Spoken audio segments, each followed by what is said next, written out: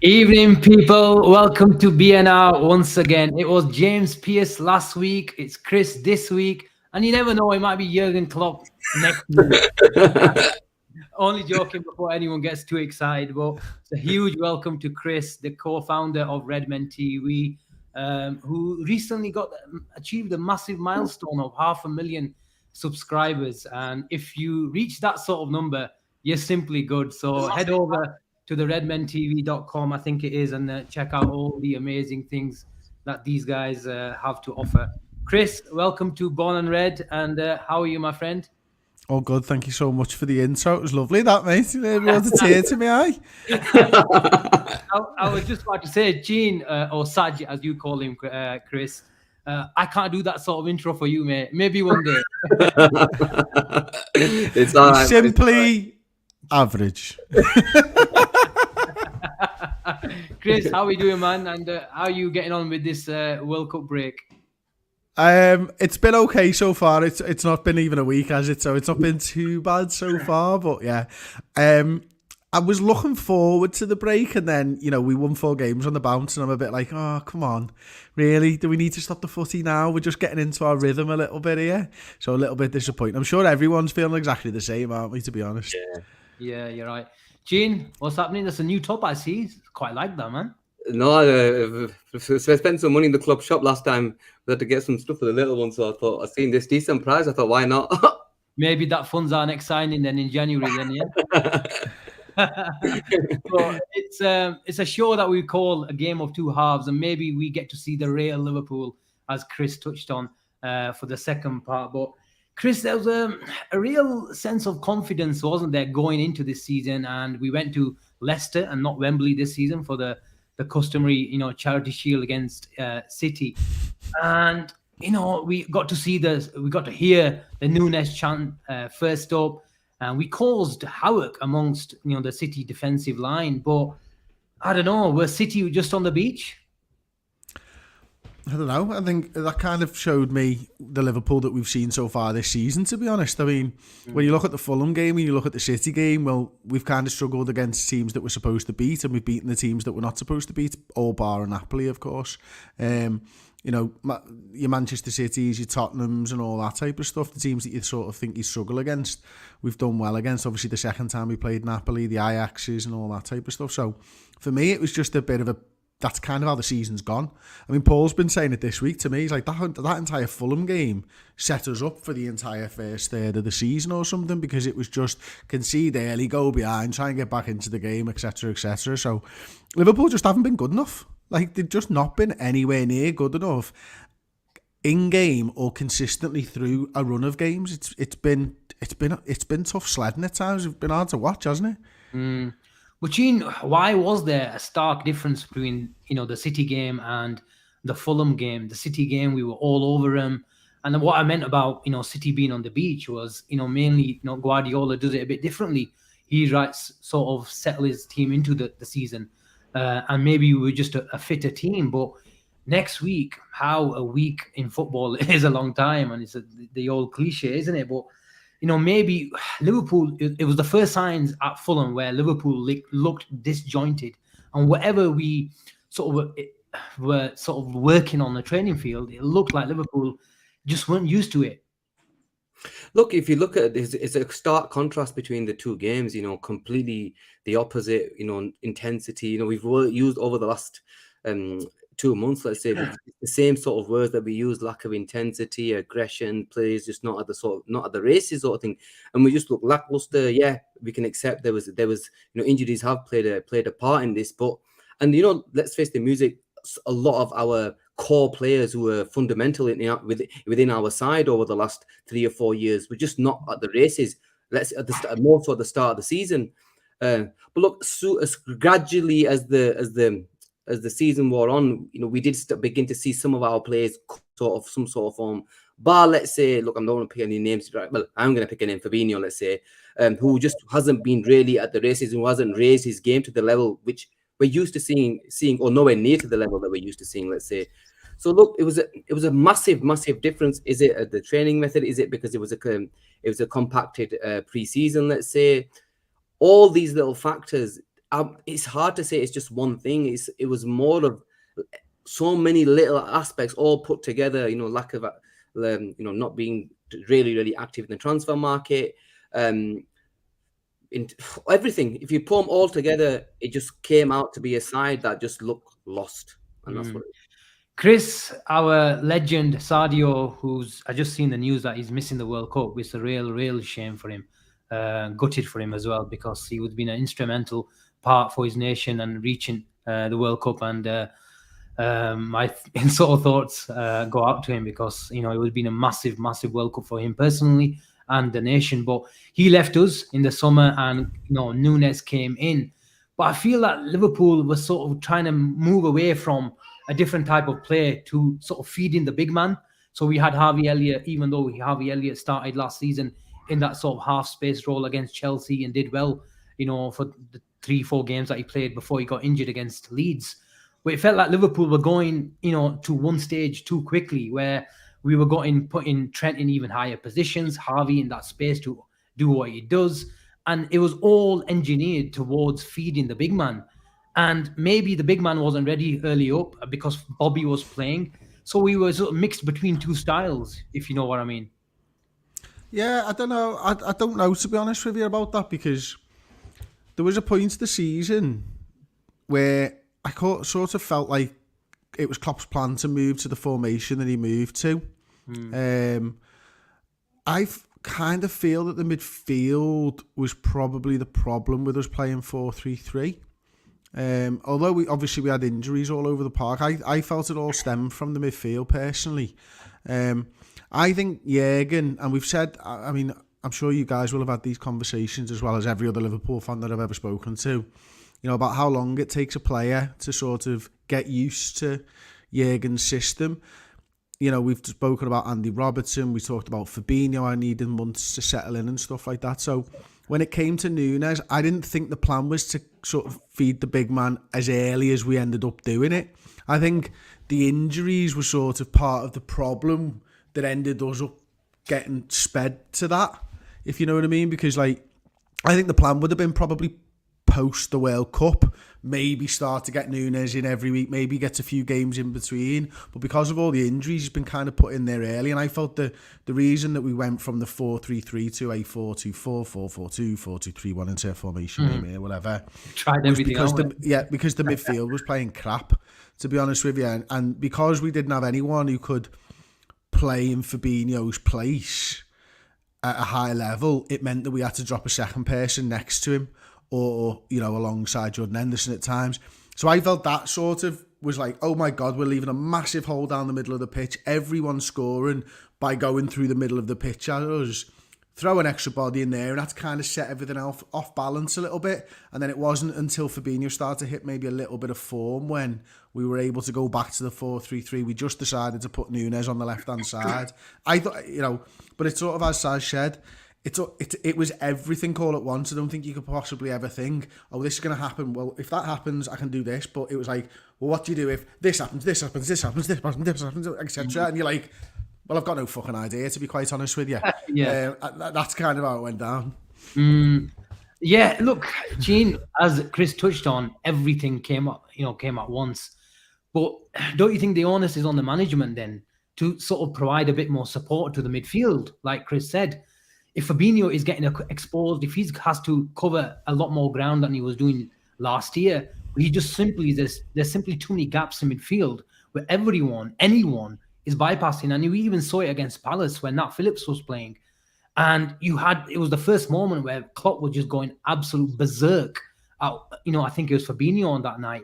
But Fabinho was just confused. He was basically saying to Klopp on the pitch, saying, how do you expect me to press and turn around and run 50 yards and win the ball? It was just too many gaps. Was the onus, on the management to sort of stop, the deficiencies in defensive transitions for Liverpool a lot earlier? And Chris mentioned the formation change came, but did it come slightly later for you? Because I think the first time we changed formation was home to Rangers. Yeah, look, in terms of the formation change, I'll be honest with you, I did actually call it out. This change should have happened a week or two, maybe a week, a game or two earlier, let's say. But it's the thing is, Asim, the drop from Fabinho.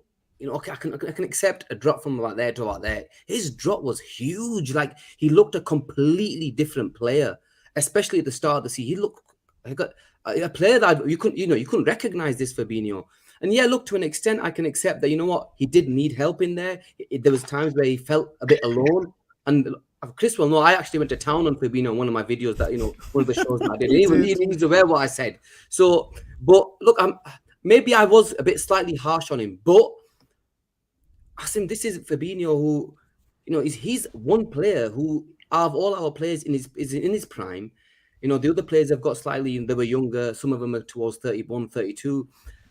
He should have been the embodiment of our side, coming into the side, being the main man and trying to get a grip of the game. But he was lost. And let's face the music, he was really, really bad, to an extent where it felt as though every single time an attack came towards our midfield, it was so easy for the opposition to bypass. And yeah, look, maybe Klopp maybe did get it wrong in terms of giving him the support, let's say. Maybe he needed a man extra in there to give him the support.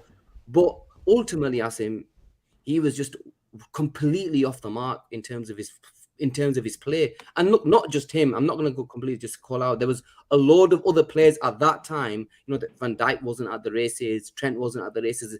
Robbo at that time wasn't at the races. Even Salah, to an extent, wasn't at the best. We were just very disjointed as a side overall. But the most important position in our side is the midfield. So it shows a lot more in the midfield when there's too many cracks. Chris, where do you sit in the argument? Is he being made out the scapegoat in all of this, or he's simply, you've just seen the start of the decline of our monster in midfield, as Gene likes to call him? I'm always hesitant to write off a player, to be honest with you. And over the last couple of weeks, I thought he'd done much better. I completely agree with Saj on how bad he was. Like, I don't think there's any getting away from that fact personally. But you just don't know, do you? I mean, in terms of, like, if he's this bad for a full season, then if you ask me the same question at the end of the year, then I'm going, yeah, he's not good enough anymore. But ultimately, we're talking about 12 weeks. Yeah. Is that about it? It's not like it's just that we've played a lot of games in those times, and until I can see every world-class player that we had last season, that maybe you wouldn't say are world-class right now or are playing at a world-class level, it's very difficult to judge where they're all at, because there's so many of them. There were so many of them playing badly that, like, they can't all just go from, to use Saj, I think they can't all just go from there to there. Like, why was Van Dijk's drop-off so big? Why was Trent Alexander-Arnold's drop-off so big? It's like they were all doing drugs together and forgot how to play football. Like, there's just no other explanation for how big a drop-off for, like, so many of these lads in the squad was, which makes you go back to the hangover, which I saw from a YouTube comment before. Apologies, didn't see the name. The hangover from last season. That's the one thing that's affected all of them. The gap in between seasons affected all of them. But the hangover from that 63-game season and not winning those two massive trophies, the two that we really wanted. Yeah. No other side in world football has gone through that in this truncated pre-season, and we're the ones with the biggest drop-off. So did Liverpool get the pre-season wrong? Probably. They probably did get the pre-season wrong. They didn't look as fit, and we weren't able to run as far as everybody else. But there are other sides that have got the pre-season wrong as well. It won't have just been us. But the one big difference is that nobody else went through that. Nobody else went through Paris, and we've had the biggest drop-off. So instead of like, oh, well, it must be the player. Well, hang on a minute. It was a collective, and what did they all do as a collective? Gene, okay, I understand where you guys are going with this, but what do you think, Asim? Me with the regards to Fab. Yeah, is he finished? I think he's been made to a large extent. Yes, there is a drop off. You can see that where he's not. I think I wrote down somewhere his pressures per 90 minutes have fallen from 4.64 from 6.01. So obviously there is a difference. But we started playing mid-block as well. That would affect those figures, didn't we? Of course. And this is my point. Rather than just writing off the player like you said, I think you have to sort of bring a lot of context to the argument where we are playing a mid block because we just don't simply have the centre back, the second centre back alongside Van Dijk. He's always injured. We had Nat Phillips playing, like I mentioned, against Palace, and you saw that gap between, when Zaha ran onto the break, the difference, the gaps between all our blocks. And then you got Harvey Elliott, and I'm never ever going to blame Harvey Elliott for Fabinho's decline, but it comes as a part and parcel. It comes as a package. If you want to become a more of a possession-based team, then you have to make sacrifices sometimes. And what you're expecting now is Fab has got another partner who plays 5-10 yards further up the field. So in terms of him occupying the spaces, he just needs to run a lot more to win the ball back. He for many years had someone like Wijnaldum to recycle the ball. So obviously he's going to be sort of affected by that. So, and then you've got the other injuries all over midfield. So I get that. Yes, his individual performances have been affected, but I think you have to give him a bit of time, just like everybody else. It's 14, 15 games. Let's judge him at the end of the season. But many people, many fans are writing him off. No. I'm not at that level yet. This team, this player needs a bit more patience from our side, and he's built plenty of credit in the bank to deserve that. Well said. Yeah. Okay. But going on to the formation change, Chris, you touched on it. Did you think the sort of formation change should have come before it came, or was it just because we had a lot of injuries and Klopp thought this is the right moment? Because I think there was some comments from Klopp recently, and he said, look, we just had to change and the way, especially in defensive transitions, where the players weren't taking the instructions as they used to. Why weren't they? I have no idea why they weren't, but I'm with Saj. I think the formation change was much needed. Whether Klopp, and I didn't actually think he'd do it, to be honest with you, because I thought he'd just stick to his 4-3-3, tried and tested, to be honest with you. Mm-hmm. But you could see that something needed to change. Because if the lads aren't running as well, then the system doesn't work. If the lads aren't as committed to it, then the system doesn't work. If the lads can't be intense, then the system doesn't work. If the forward line can't get any pressure, then the midfield's left exposed. And the defence ultimately is left exposed. So we definitely needed something to happen, and the inconsistencies of the players and everything else, the changes that were had, not having Ibu available, Joe Matip being out, Joe Gomez being in, Joe Gomez being inconsistent one week to the next. None of these things help, do they? And then obviously you've got the injuries to the midfielders, and I think Luis Diaz was probably one of the biggest misses that we've had, to be honest with you. And it was interesting that, it was almost at that point when he went, oh God, what am I going to do with the midfield? And that sort of led him, I think, a couple of weeks later to just go, let's go back to 4-3-3, let's throw Nunez on there. Because I think at first, when they were doing that sort of 4-2-4 stuff, he didn't think Nunez could just slot in for Diaz on the left because he didn't know whether he could track back quite as well and stuff. And it felt like to me, like every time Jurgen made a decision, an injury happened and he was like, well, I can't do that anymore. So ultimately, I think it needed to happen earlier.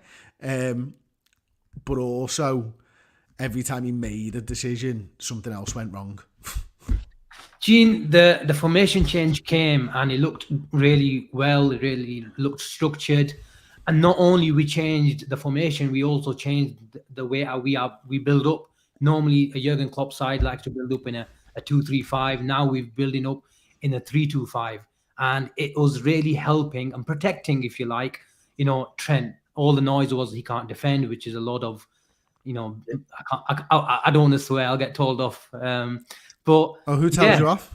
Has that been swearing apologies? No, I'm only joking, Chris. I'm only joking. My missus tells me off when she watches it later on. That's fine. So I've not had a cup of tea yet. I want a nice cup of tea later on. But going back to that formation, it protected and it allowed. And what I liked about it is I think it played to Trent's strength. And I'm going into this question of, can Trent play in midfield? What do you think, guys? Because I think that suits him. He gets a bit more space. His sort of strengths are to ping a 60-yard ball, whether it's a straight pass down the line or across to Robbo. I think it played to Trent's strength. And do you think is there a natural evolution of the Trent sort of play by him coming into midfield? And if he does, do you think that can be a success? Look, Asim, first I'm going to actually speak about the 4-2-4, let's say. And again, the biggest issue we had was as soon as we changed to a 4-2-4, we actually began to play football. We looked a lot more dangerous. But then what happened? One of our main players, Jota, got injured. It felt as though one step forward, two steps back at times. And another thing, a player that could have played in the 4-3-3 at that time was Curtis Jones. And I know we're going to speak about Curtis Jones because he just signed his contract, but he would have been brilliant in that position, especially at that time when we needed him in the 4-3-3. But even he was injured. So it was really, really difficult to actually, we just simply didn't have the players. So in a way, we were left with no choice but to play a certain system. And ultimately, it led to Darwin Nunez moving to the left-hand side. But in terms of Trent, I've never been a fan, and I don't think I will ever be a fan of Trent in midfield or anything like that. I just, Trent, he needs the game in front of him. That's just the way I see it. I don't think he's good enough with his back to goal if he was to move into midfield, personally. But that's his position in Liverpool. His right back, that is his position. But in terms of he always takes up that position in the inverted right when we're attacking, which will especially more so when Harvey's playing and when Salah's there as well. So because they did at times create a little triangle between themselves, and we used to create quite a bit from there. But all in all, I don't want to see Trent Alexander-Arnold anywhere near the midfield. He needs to stay in that position. That's his right back position because he sees everything. That's where he's so dangerous. He's been so dangerous in that position for 4 or 5 years now, just because of the dropping form of the side. Over 3 months, we're not going to move arguably the best right back in the world out of position. It just doesn't make sense. And sooner or later, once we get all our players back, hopefully, it will all. I'm hoping and praying that all the pieces in the jigsaw will finally come back together again. And look, we've got Jurgen Klopp. He's good enough to put the pieces together anyway. So I'm happy with where he's at right now. I don't want to see him anywhere near the midfield. Chris, the other guys on the other side of the fence will say he doesn't like to run that way. He likes to be that way. We more practically play a double pivot with Thiago and Fabinho in midfield. He can do what he wants on that right-hand side and play a more conservative right back. I'm not sure about a conservative right back, but I would never, up until this season, I've probably never considered the question of Trent going into midfield seriously, to be honest with you. But where the difference is Saj now is if you can get a good right back, if Ramsey's a good right back, a very good right back, he has to be excellent to move Trent Alexander-Arnold. He needs to be nearly as good as Trent, but he needs to be Kostas Tsimikas, Andy Robertson defensively. No, Andy Robertson defensively. He needs to be. And I would then maybe look at Trent Alexander-Arnold in the middle. I would. And it wouldn't be this season because Calvin Ramsey's clearly not there yet. He doesn't look like he's there yet from the about 96 minutes I've seen of him play football. But you need a boss right back. You need a world-class right back first. It might save you 130 million if you don't get Jude Bellingham. That might be the fallback plan, which is going to suck. Don't get me wrong. Everyone's going to be absolutely gutted about it. But Trent might be that good in midfield. He used to play midfield, but is he 130 million pound midfielder? I don't think he'd ever be 130 million pound midfielder. He might be the most expensive right back in the world, but he probably isn't top 3 centre midfielders in the world. I don't know. He'd need to play there for a long time. Well, Chris, don't you think he's definitely put too much muscle on? And if he's going to play in midfield, he needs to be dynamic. He needs to be mobile. And putting that amount of muscle on, it's going to inhibit you, isn't it? I don't know, mate. I haven't put muscle on for years, mate. I can tell you what fat does, and it definitely inhibits you in terms of running around the football field. But you're asking me about what putting muscle on does to a footballer. I can see those. You have a laugh. I can see those biceps from here, man. Come on. Come on, lad. What the hell, mate? You're kidding me. You see what I mean, though? Of course I do, yeah. He's obviously bulked up for the position that he's playing, isn't he? That's what it comes down to. You know, he's trying to shoulder barge players off the ball and stuff like that, and you can understand why he's done that. But, like, is he as big as Kovacic? Probably not. Like, there's bigger midfielders, you know what I mean? He is definitely bulked up, and his body's obviously changed over the last couple of years as well. Is he bigger than Hendo? No. Is he bigger than Nunez? I mean, like, these are big lads. Salah's bulky, isn't he? You know what I mean? They're all bulky, so it's tough for me to tell. And also, you know, don't know anything about loads of muscle on your body, so. Well, it's been a stop-start season, Gene. And I think if you wanted to sum it up, it was beating City, looking like Liverpool again, and then going to lose against Nottingham Forest and Leeds at Anfield. And this is the thing, like, which gets to us. If you look, I think it's the last 10, 11 games, we've lost I think we've lost 2 against Leeds and Forest. It could have been a completely different season. Let's say if we'd have won them 2 games, we would be talking here right now as Liverpool are back. But them 2 losses, you know, like you mentioned, a game of 2 halves, it has been, and it is baffling. The Forest game was just one that I will never understand because we were disgustingly bad that game, like really, really bad. That's probably one of the worst performances I've seen for a very long time, and that drive up was probably one of the worst. And I even mentioned it, I actually felt sorry for myself that game driving up because it was disgusting. But generally speaking, look, we have to. It's just it's inconsistency. I think the whole season just been inconsistent from the word go. So we just got to. We as Liverpool, we've got to a stage now where it's 4 in a row, right? And like Chris mentioned earlier, I didn't want the season, even though I was praying for the World Cup to start a couple of months ago.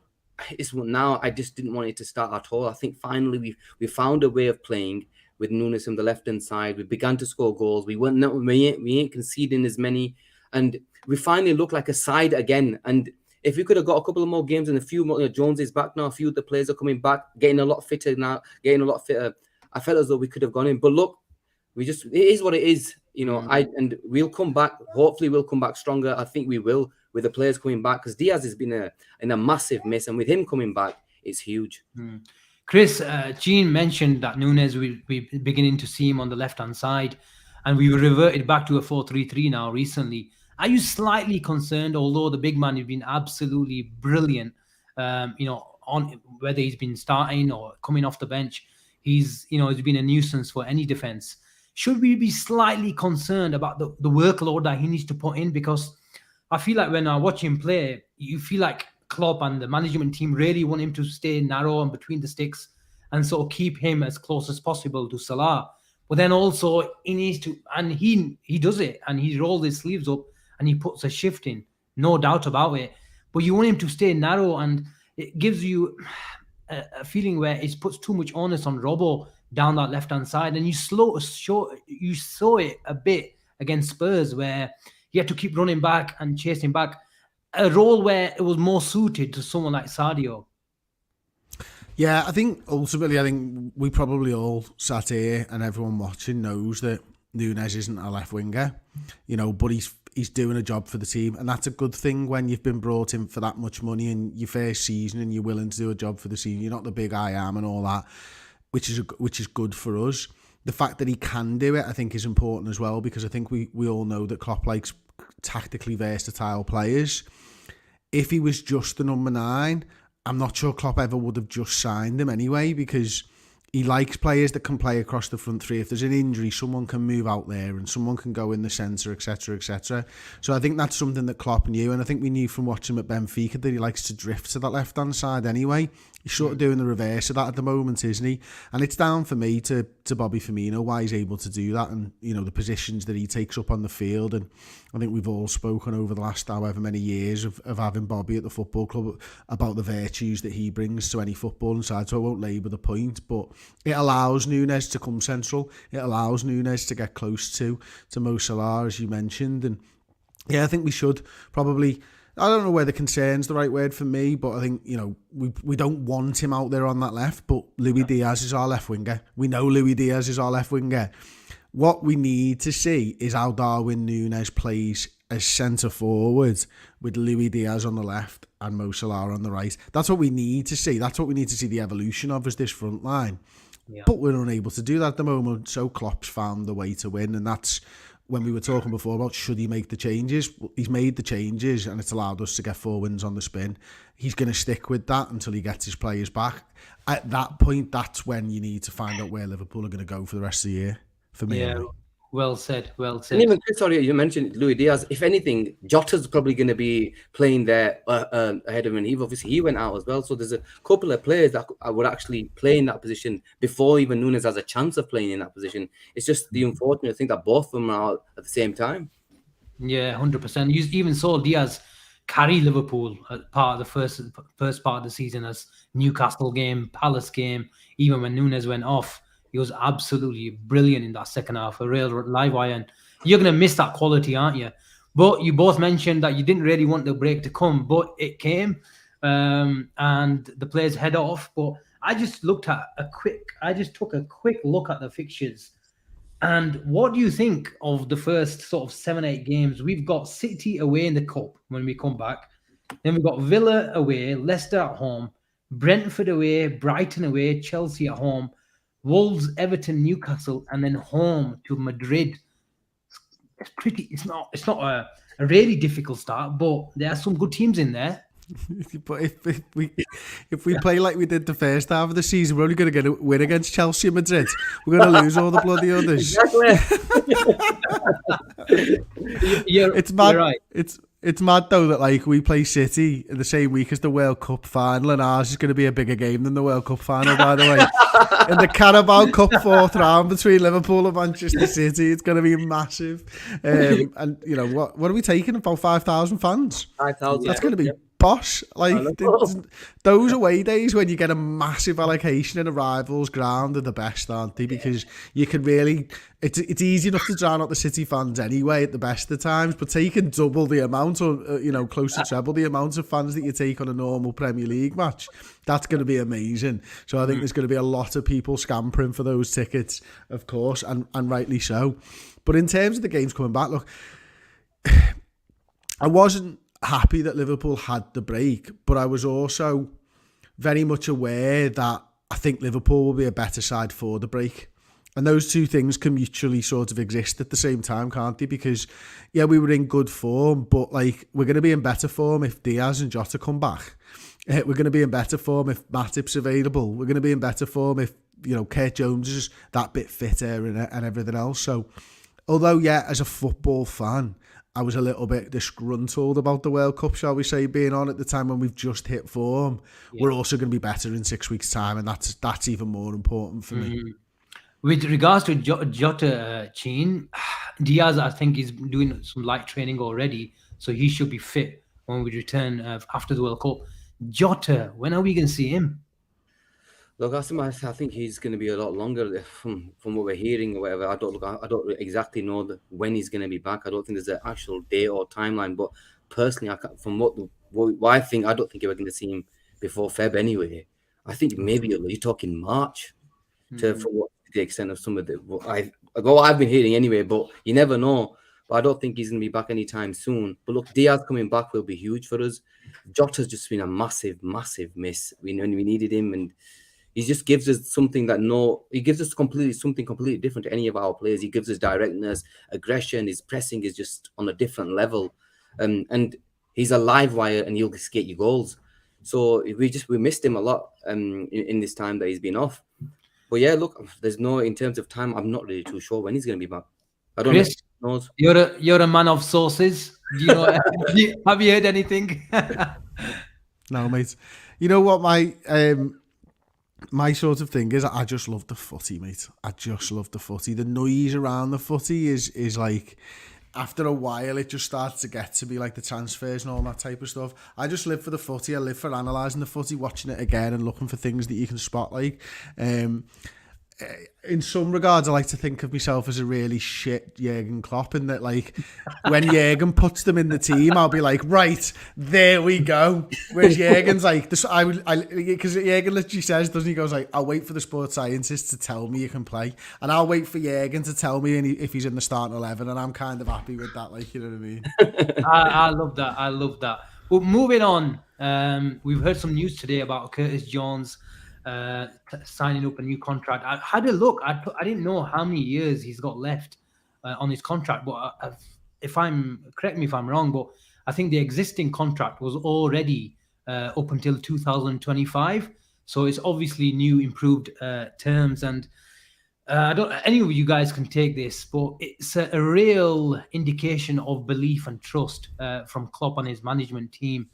And it's a real vote of confidence in a player who promises so much, guys, but also it's fair to say divides opinion amongst the Liverpool fan base and, you know, the sort of external football supporters, don't you think?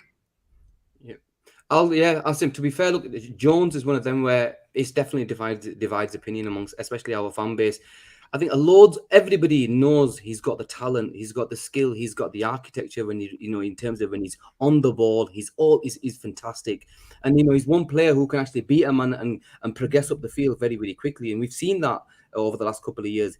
He's still a young lad, and look, me personally, I'll be honest. At the start of the season on one of the shows, I said that I thought this was his season to announce himself, where I felt as though he had to announce himself this season properly to Liverpool, saying, okay, I am going to come and I'm going to be good enough to play and be good enough and to cement cement himself within the side.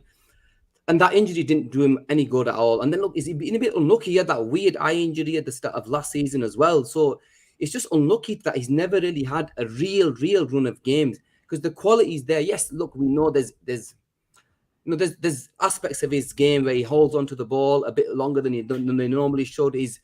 We know all that, but he's still a young lad, and we trust Jurgen Klopp. We know what he's done with players, and if Jurgen Klopp believes that Curtis Jones is good enough to play for Liverpool Football Club, especially on the and giving him an increase, where, to be fair, we didn't really have to give him an increase right now. We could have waited a year, but yeah, like you mentioned, Asim, it's the vote of confidence, and he's good enough to give him that position of, you know what, Curtis, we've given you this vote of confidence. Now go out there and show us exactly what you're made of, because he sees in training how good he is every day. Chris, Curtis Jones, what's his best position and what's his best chance of getting into this team? I think the likes of Carvalho, Harvey Elliott, Curtis Jones are all in the same bracket, aren't they? Where these are young lads and they're expected to come into the team and sort of replace world stars, legends in some cases. And it's unfair on them. But with Curtis Jones, he's obviously been here at the club a bit longer. But I'm going to ask you a question now. Not a lot. Some of the fan base say he's just simply not good enough. And they even point the finger at Jurgen Klopp, saying, he needs to be a lot more ruthless towards this sort of decision. If you really want to be and compete at the highest level, you need to make those decisions and say, okay, this guy's, I know he's 21, but he's just not going to make it. What do you think of that sort of opinion? I don't know how you can tell. Personally, I've got no idea how someone can watch him at 21 playing in one of Liverpool's best ever sides, admittedly not this season, and tell me that this lad doesn't belong, because he does belong. He, for me, quite clearly belongs as a squad player, in a time when, 20 years ago, he'd have walked into the first team at Liverpool Football Club from the academy, absolutely walked into it, and that tells you where we were 20 years ago, unfortunately. But you asked Saj before, what's his best position? That's a question I'd find really difficult to answer, to be honest with you, because if you're telling me, well, it's probably between left winger and left midfield in the 3 on a 4-3-3. Well, he's nowhere near as good as Luis Diaz. Nowhere near as good as even Darwin Nunez out there on that left-hand side in terms of goals and assists and what he can bring to the table. Is he anywhere near as good as Thiago? No, nowhere near at the moment. I always sort of felt when he was coming through that he's a very clever player. He understands how Liverpool are supposed to press because he's been brought up as a young man in that system from top to bottom at Liverpool Football Club, knowing exactly what Jurgen wants from the first team. I felt his best position was to replicate what Gini Wijnaldum did for Liverpool. And, you know, Saj mentioned it. For one person, holding on to the ball can be a godsend. In terms of Gini Wijnaldum, we used to laud him for that. But when it comes to Kurt Jones, it's a negative that he holds on to the ball for too long. Like, he very rarely loses the ball. He might hold on to it for too long, but he very rarely loses it. Like, there's a big difference, like, between losing the ball 30 times during a game and holding on to the ball, but your team still keeping possession. I think it can frustrate you at times because you can maybe see a pass on the television, but he doesn't lose the ball very often, to be fair to him. But Liverpool's midfield's changed as well. And, you know, in the same way for me, that what I saw out of Alex Oxlade-Chamberlain 17-18 was unbelievable. But when Liverpool became a possession-based side, I never really saw a place for Alex Oxlade-Chamberlain consistently week in, week out. With the signing of Thiago after Gini Wijnaldum left, Liverpool's midfield dynamic changed, and we didn't have that sort of industrious spot in the team anymore for somebody who was maybe following in Gini Wijnaldum's footsteps.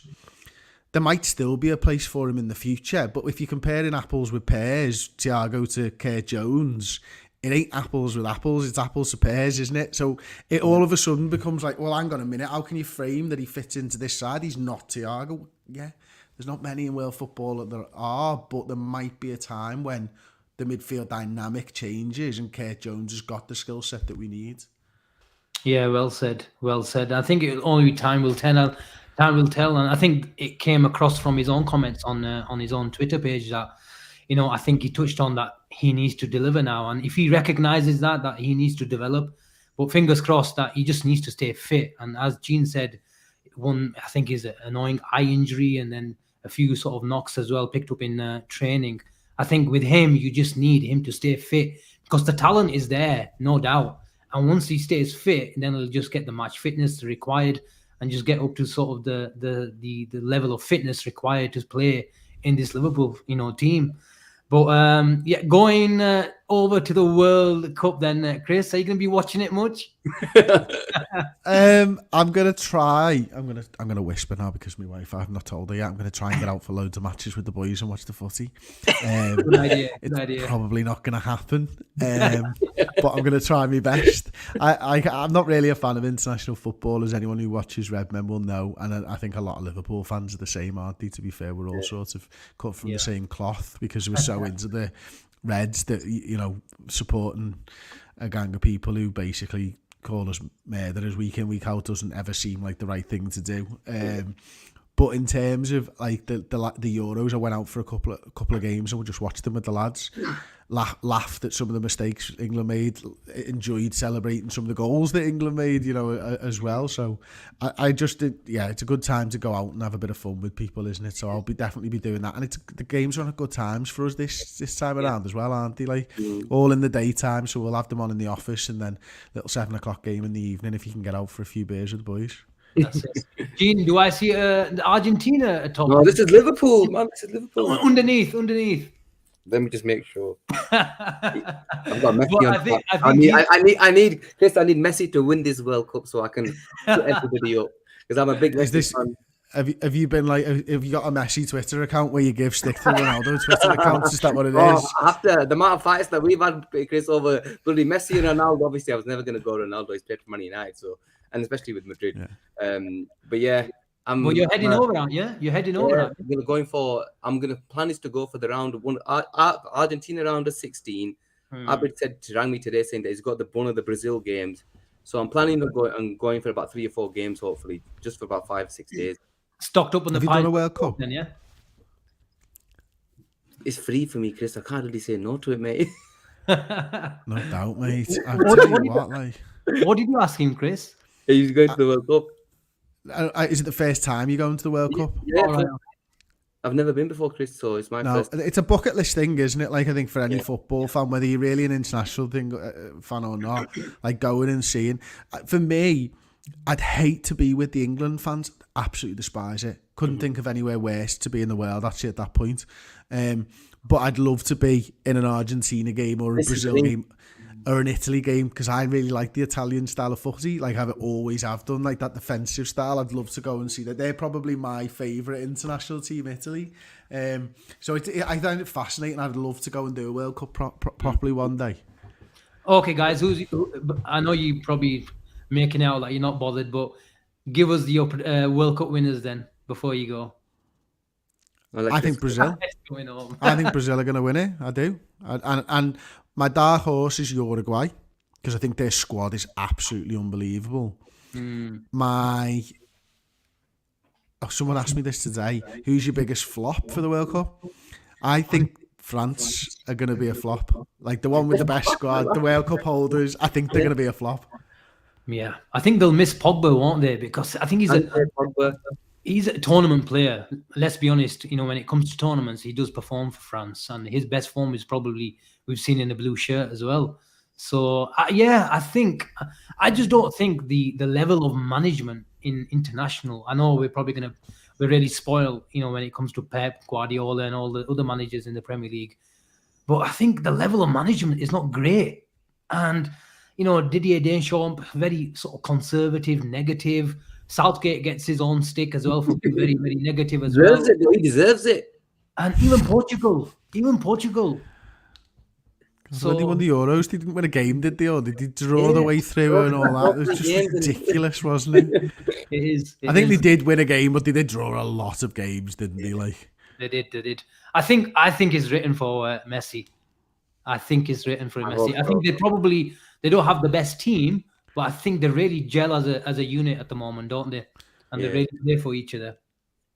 Yeah, Messi for me. Messi's gonna for me win the World Cup. And my dark horses. It's funny. Liam's mentioned it. I just do believe Denmark are a very, very good. So I think Denmark are going to surprise a lot of people. They surprised us in the Euros, but I think they've obviously had 2 more years playing with each other. They were a young side back then. Even though they've got Simon Cowell slightly getting on a bit, but generally speaking, they're a very, very good side. I think they're going to shock a few people. I thought when you said they surprised us in the Euros, I thought he was talking about 1992 then for a second. I was like, that was a long time ago, so to be fair. They should be better though with Eriksen there, shouldn't they? They should be better with Eriksen there this time around and, not having to go through all that. Other guy, Damsgaard. That's the one. Didn't he make a move somewhere? Yeah, what's it? What do you call it? Is that Brentford? Isn't it? Did they buy him? Yeah. Did they buy him? But you're not seeing much of him, I'm sure. Someone bought him, but maybe the comments can sort of tell us. But I think that's everything for tonight. Chris? No. Oh. Who's your dark horse? Chris, you mentioned about 5 teams. Did you leave anything? I said I only named 1 winner, 1 dark horse, 1 flop. Have you got enough there? All right, that's 3 ways. My winner is Argentina. My dark horse. Ooh, that's tough. England. No. 3 lions. You never know. No. And who's the flop? I think Portugal. I think they're going to flop. Portugal. Yeah, I just don't like it. Look at Messi fanboy over there. No longer really hope that they flop. As long as they've got the Messi wins, I'll be happy, man. Chris, is that all right? Yeah, no mention of England, then, boys. No. Yeah, you can end the show now if you want, mate. It's fine. But yes, that's what you were trying to do, weren't it? I'm just going to keep interrupting him every time he tries to do it now. Okay, people, thank you very much for listening in. It's been really, really enjoyable. Chris, honestly, you guys have been so welcoming to us, especially to Sajan. It's only right we return the favor. This is our channel as well as yours, and thank you very much for giving up your time on a Thursday evening. And good luck with everything you do. I'm not gonna give you a massive shout out. These guys know who you are, what you do. Well, head over to Red Men Plus and sign up to all the stuff that these guys do. It's an unbelievable channel, one of the best out there, if not the best. And these guys have been doing it for years upon years. And after only doing it for about 2 months, I realized how difficult it is. So respect you guys, and keep on doing the great work. So thank you very much, guys. Like, subscribe, and comment on the way out. I'm going to head off to badminton now, but thank you very much for watching. And what about your cup of tea? Are you never getting your cup of tea? No, you asked me too many questions, so I don't have time for the cup of tea now. Oh, mate, are you kidding me? But I had his missus is getting him a cup of tea there, and the dark horse was she wasn't going to get him the cup of tea, and the flop is his missus for not getting him the cup of tea. Brilliant. Oh, On that note, it's a good night and take care.